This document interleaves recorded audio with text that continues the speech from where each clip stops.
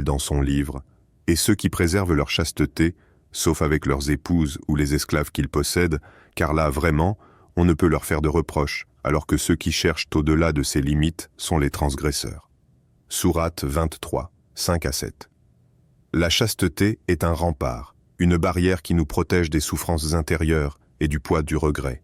Celui qui lutte contre ses désirs en ce mois béni trouve une force insoupçonnée, une lumière qui éclaire son cœur, mais celui qui succombe perd plus qu'une journée de jeûne. Il se prive d'un rapprochement profond avec son Seigneur. 2. Que faire si on commet cette faute? L'erreur est humaine. Chacun de nous, à un moment ou un autre, trébuche sur le chemin de la droiture. Ce qui importe, ce n'est pas tant la chute, mais la manière dont nous nous relevons.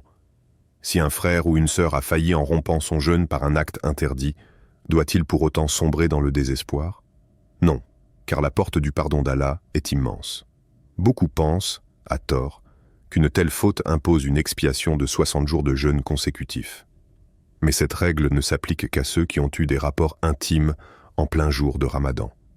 La masturbation, bien qu'un péché grave, requiert un repentir sincère et le rattrapage du jour perdu. Le repentir en islam n'est pas une simple parole dite du bout des lèvres. Il est un cri du cœur, un retour vers Allah avec un profond regret. Il consiste à reconnaître la faute, car l'âme ne peut guérir si elle nie sa blessure.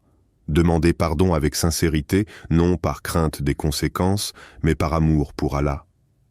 Décider fermement de ne plus recommencer, car le véritable repentir implique un changement réel. Rattraper le jour de jeûne perdu afin de compléter l'adoration manquée.